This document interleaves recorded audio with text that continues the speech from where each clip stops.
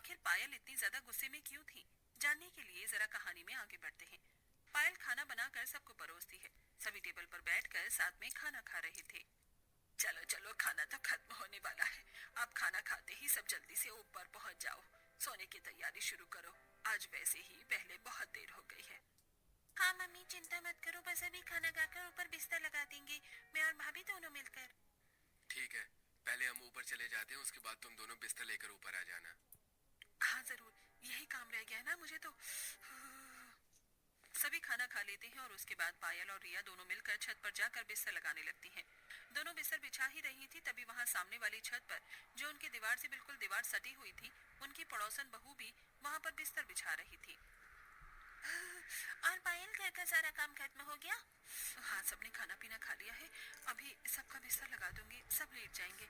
उसके बाद बस बर्तन धोने बचे हैं, जाकर वही धोंगी। एक तो इतनी ठंडी ठंडी हवा चल रही है और ठंड में रात को बर्तन धोना बड़ा मुसीबत होता है। इसलिए सर्दी में मैं तो पहले ही काम खत्म कर लेती हूँ, उसके बाद काम करने का मन ही नहीं करता, वो भी ठंडे पानी से। तभी वहाँ पर पायल और नेहा के ससुराल वाले ऊपर आ जाते हैं। अरे शीला आ गई, आज तो तू भी जल्दी छत पर आ गई, लेकिन आज तो बहुत ही ठंडी हवा चल रही है, बड़ी ठंड है, मैं इसीलिए मोटी रजाई लेकर आई हूँ।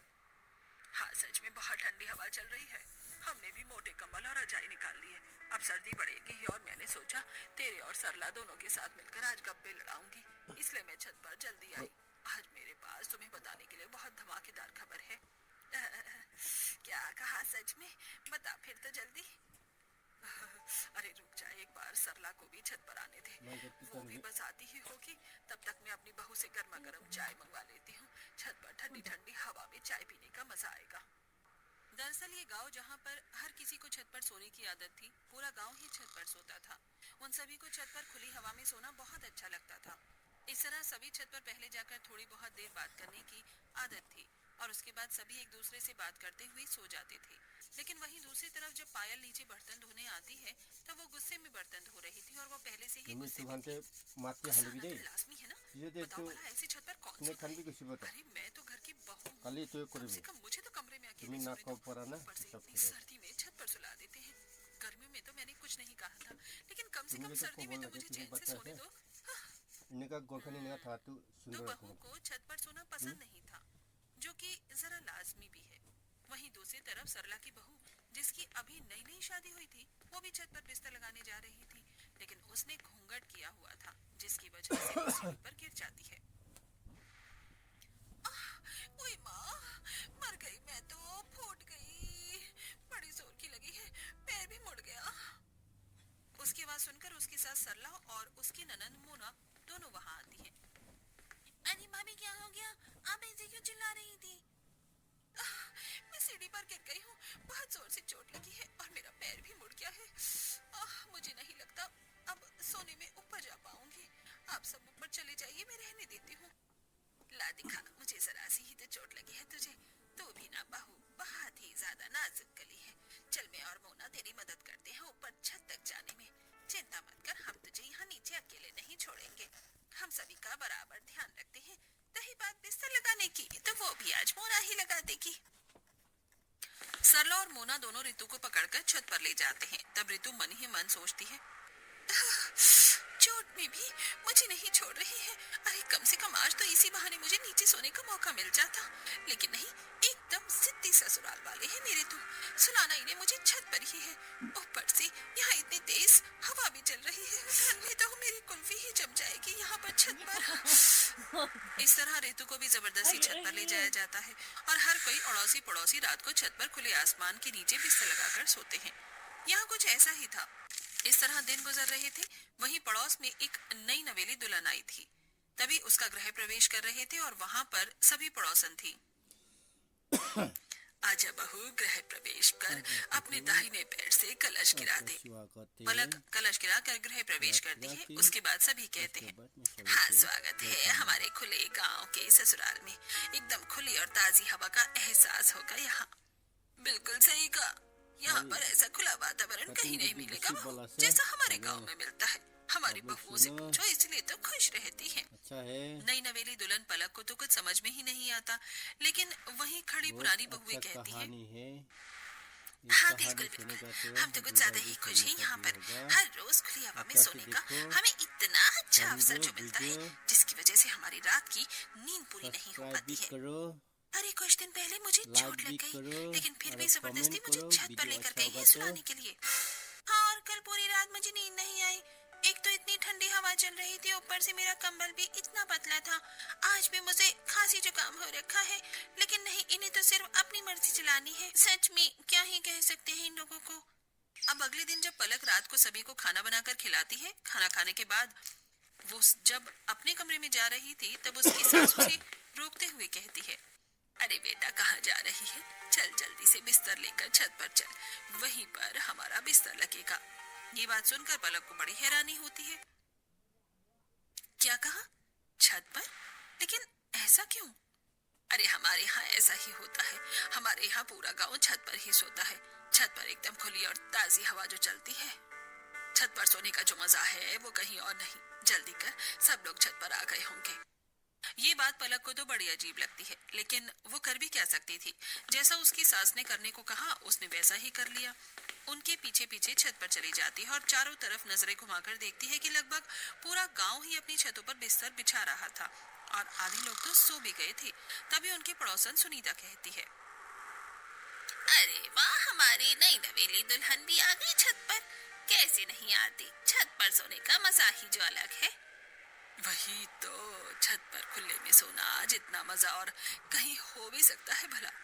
वहीं दूसरी तरफ सुनीता की बहू मन में सोचती है, ये लोग कुछ भी अपने मन में खुद ही सोच लेते हैं, हमें अच्छा लगेगा, लेकिन इन्हें कौन बताए हमें जो छत पर सोना बिल्कुल भी पसंद नहीं है, लेकिन जबरदस्ती ऊपर उठाकर ले आते हैं।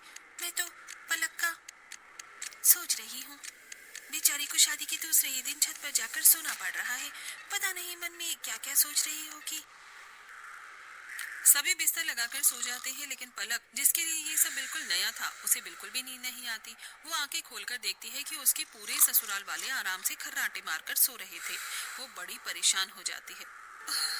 यार, यहाँ छत पर कितनी तेज हवा चल रही है। मेरे ससुराल वाले नहीं, मुझे तो लगता है पूरे गांव वाले ही पागल हैं। भला ऐसी सर्दी में इतनी ठंडी हवा में छत पर कौन सोता है? सभी लोग कैसे खर्राटे मारकर सो रहे हैं? मुझे तो बिल्कुल नींद नहीं आ रही। मुझे तो बहुत ठंड लग रही है। इस तरह पूरी रात ठंडी हवा में पलक की कुल्फी जम जाती है। वो पूरी रात एक पल भी चैन से नहीं सो पाती और बस करवट बदलती रह जाती है। अगले दिन सुबह पलक सभी को चाय बनाकर देती है। ठंड में सुबह सुबह चाय का अलग ही मजा है। अच्छा बहू, एक बात बता, रात को तुझे मजा आया ना ऊपर सोने में? हे भगवान, ये कैसा सवाल हुआ? मजा तो आया ही होगा माँ। अब ठंड में यहाँ पर इतनी खुली और ताजी हवा में छत पर सोने का मौका मिलेगा तो हर किसी को अच्छा तो लगेगा ही। हे भगवान, मुझे तो मेरा पति भी बिल्कुल पागल ही लगता है। ठंड में छत पर कौन सोता है? इस तरह सभी गांव वाले हर रोज छत पर ही सोते थे, लेकिन बहुओं को बिल्कुल भी नींद नहीं आती थी। ना तो उन्हें बिल्कुल भी आदत थी छत पर सोने की, और ऊपर से उन्हें बहुत सी परेशानी भी होती थी। एक रात जब सभी आराम से सो रहे थे, तब पायल, अरे यार, छत पर तो इतने मोटे मोटे मच्छर हैं। लगता है एक ही दिन में ये मेरा सारा खून पी जाएंगे। अब क्या करूं? ऊपर से मुझे बहुत ज्यादा ठंड भी लग रही है। पायल को बिल्कुल भी नींद नहीं आ रही थी और वो आंख बंद करके दोबारा सोने की कोशिश करती है, लेकिन तभी उसकी ननंद रिया उसके ऊपर पैर रख देती है, जिसके बाद उसे गुस्सा आता है। लो जी, बस इसी चीज की कमी रह गई थी। मेरे ऊपर इतना भारी 10 किलो का पैर रख दिया है। सब इतना चिपक कर सोते हैं, बिल्कुल नींद नहीं आती है। पायल गुस्से में रिया का पैर उठाकर फेंक देती है और दोबारा सोने की कोशिश करती है, लेकिन इस बार रिया उसके ऊपर हाथ रख देती है। कौन सी मनहूस घड़ी में मैं आकर इस गांव के ससुराल में फंस गई हूँ। सिर्फ इस ससुराल में नहीं, इस गांव के किसी भी ससुराल में आना बेवकूफी है। इस बार पायल उसका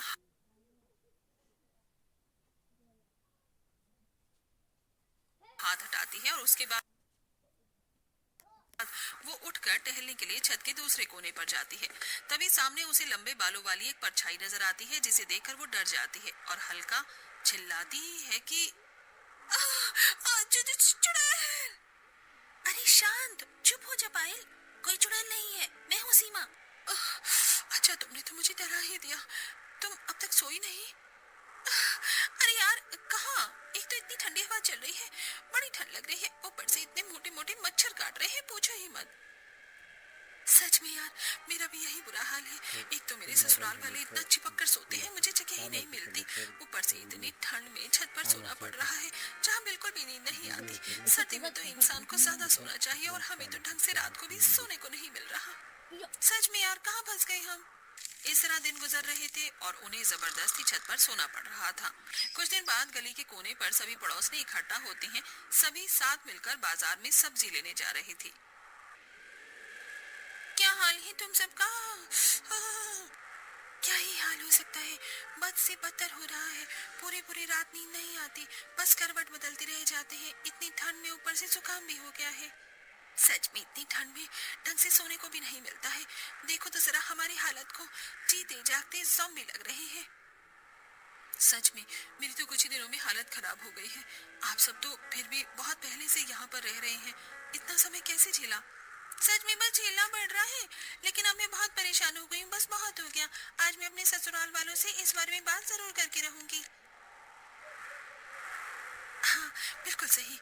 हमें एक बार अपने ससुराल वालों से इस बारे में बात कर लेनी चाहिए।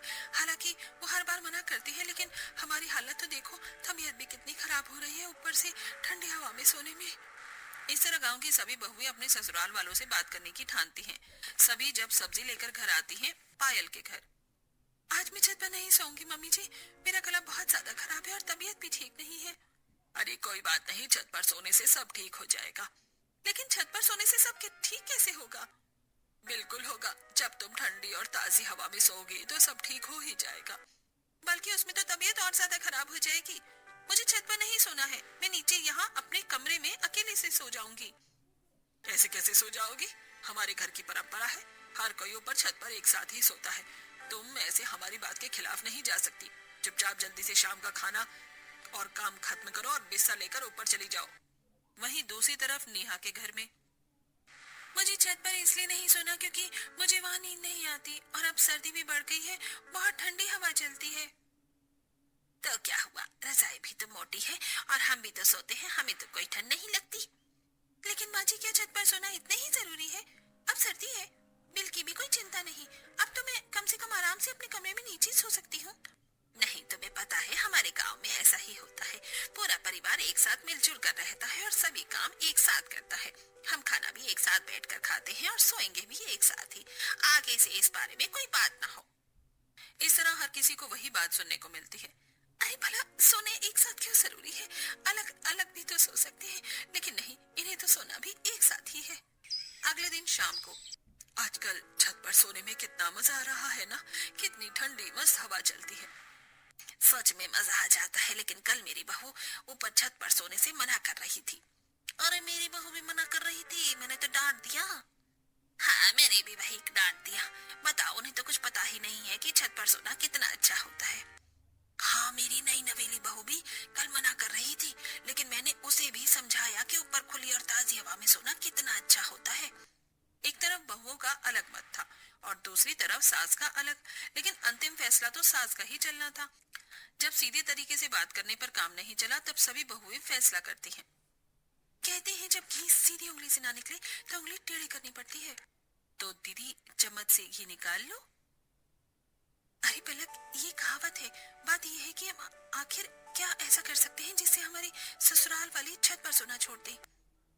क्यों ना हम अपनी ससुराल वालों को डराने की कोशिश करें। हम रात को फोन में नकली चुड़ैल की आवाज लगा देते हैं, तो उन्हें लगेगा कि गांव में कोई भूत का साया है, जिसके बाद सभी छत पर जाकर सोना छोड़ देंगे। आइडिया तो अच्छा लग रहा है। बस उसी रात वो सब अपना प्लान शुरू कर देती हैं। सभी छत पर बिस्तर लगा ही रही थी, तब पायल, ऋतु, नेहा, सीमा और पलक एक दूसरे से इशारे में बात कर रही थी और सभी के सोने पर सही समय का इंतजार कर रही थी। जब सभी सो जाते हैं तो वो अपने अपने फोन में चुड़ैल की नकली आवाज लगा देती हैं और थोड़ी देर बाद, अरे मेरे ससुराल वाले उठ क्यों नहीं रहे हैं? ये तो आराम से घोड़े बेच कर सो रहे हैं। वहीं दूसरी तरफ, मैं तो ठंड में जम जाऊंगी। इतनी देर से ठंड में इंतजार कर रही हूँ कि कोई तो डर कर चिल्लाएगा, लेकिन यहाँ सभी आराम से खर्राटे मारकर सो रहे हैं। धत तेरे की, मेरा ये प्लान तो फेल हो गया। प्लान फेल होने के बाद लगता है हमें हर रोज छत पर ही सोना पड़ेगा। इस प्लान से तो कोई भी नहीं उठा, डरना तो दूर की बात है, अब सो ही जाती हूँ। वैसे भी इतने दिनों से ठीक से सोई तक नहीं हूँ। पलक रजाई में मुंह ढककर सो जाती है। अगले दिन पांचों मिलती हैं। कल का प्लान तो बिल्कुल फेल हो गया। क्यों ना इस बार हम उन्हें किसी सांप या बिच्छू से डराएं। अरे अगर हम उन्हें इससे डराएंगे तो हमारा भी तो नुकसान होगा। हम खुद डर जाएंगे। भला सांप और बिच्छू कोई खेलने की चीज थोड़ी है।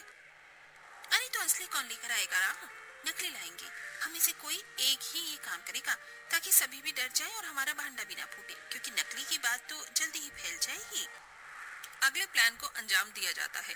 जब सभी सो रहे थे तब सबसे पहले पायल अपने ससुराल वालों के ऊपर सांप डालती है। जैसे ही रमेश को एहसास होता है कि उसके ऊपर कुछ है तो वो उसे हटाने की कोशिश करता है। तब उसके हाथों से छूकर एहसास उसे होता है कि ये कोई अजीब सी चीज है।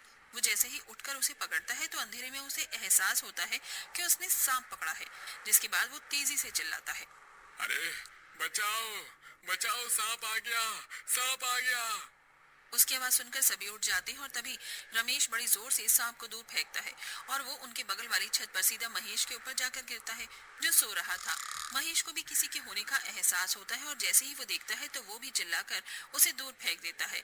इसी तरह सभी उठ जाते हैं। और क्या हुआ जी? क्या देखा आपने? अरे मेरे ऊपर सांप आया था, मैंने उसे अभी फेंका है। क्या कहा पापा जी? सांप आ गया? देखा, यहाँ खुले में सोना बिल्कुल भी सेफ नहीं है, बहुत खतरनाक हो सकता है। वहीं बगल वाली छत से महेश भी डरते हुए कहता है, अरे मेरे ऊपर भी सांप आ गया था, मैंने अभी दूर फेंका है। ये तो बहुत खतरनाक बात है। अचानक से यहाँ सांप कैसे आ गया? देखो वो कोने में पड़ा है, हमें लाइट जलाकर देखना चाहिए, उसे भगाना चाहिए, हो सकता है। वो सब लाइट जलाकर देखते हैं तो उन्हें पता चलता है कि वो तो नकली सांप था। इसके बाद उन सबको गुस्सा आ जाता है। ऐसा मजाक करते हुए किसी को शर्म नहीं आती? किसने किया है हमारे साथ ऐसा भद्दा मजाक? अरे सच में ये तो बहुत गलत बात है, किसी को ऐसा नहीं करना चाहिए। बताओ कितनी ज्यादा गलत बात है। अगर हमें पता चल गया ना ऐसा मजाक किसने किया है तो हम उसे छोड़ेंगे नहीं। सोते हुए भी कोई किसी को डराना अच्छी बात है क्या? उन पांचों को जब एहसास होता है कि उनका भांडा फूट गया है तब सभी नर्वस होती हुई कहती हैं, सच में आंटी जी आप बिल्कुल सही कह रही हैं। जिसने भी ऐसा मजाक किया है बहुत गलत किया है। हाँ बिल्कुल सही किया। भला ऐसे सब करना भी शोभा देता है क्या? वही तो बहुत गलत बात थी। ये तो शुक्र है कि असली सांप नहीं था, लेकिन अगर असली सांप छत पर आ जाता तो कितना गलत हो जाता। हम ऐसे बाहर खुले में नहीं सोना चाहिए, थोड़ा सावधानी रखनी चाहिए। हाँ चलो, शुक्र था कि ये असली सांप नहीं था और असली सांप आएगा भी नहीं। चिंता मत करो, हम इतने सालों से छत पर सो रहे हैं, आज तक ऐसा कुछ भी नहीं हुआ। बस किसी मूर्ख इंसान ने नकली सांप फेंक कर भद्दा मजाक किया है। यहाँ असली सांप वगैरह कुछ भी नहीं आने वाला, सब आराम से सो जाओ। इस तरह सभी अगल बगल में छत पर एक दूसरे को समझाकर और बात करते हुए वापस से सो जाते हैं। फिर से पायल भीड़ में सोते हुए सोचती है, अब इतनी ठंड में छत पर ही सोना होगा। हे भगवान, मेरा तो दूसरा प्लान भी फेल हो गया। मुझे तो लगता है बुढ़ापे तक मुझे छत पर ही सोना होगा। तभी रिया अपना पर पायल पैर रख देती है। हाँ बस इसकी और कमी बाकी थी।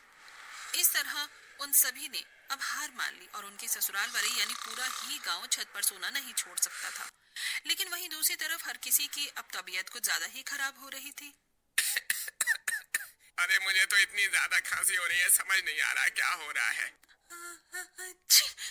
अरे मुझे खुद खांसी जुकाम हो रहा है, पता नहीं क्या है। गांव में लगभग सभी को एहसास हो रहा है। आप मेरी बात मानिए चाहे मत मानिए, लेकिन ये सब ऊपर छत पर सोने की वजह से ही हो रहा है। इतनी ठंडी हवा में हम छत पर सोएंगे तो तबीयत खराब होगी ही। नहीं, हम हर साल सर्दी में छत पर ही सोते थे, लेकिन पहले तो कभी ऐसा नहीं हुआ। हवा की वजह से ऐसा नहीं हो रहा है और थोड़ा बहुत तो हर सर्दी में होता ही है। इसकी वजह से हम खुली ताजी हवा में सोना कैसे छोड़ सकते हैं। वहीं दूसरी तरफ सीमा के घर में सबकी हालत खराब थी।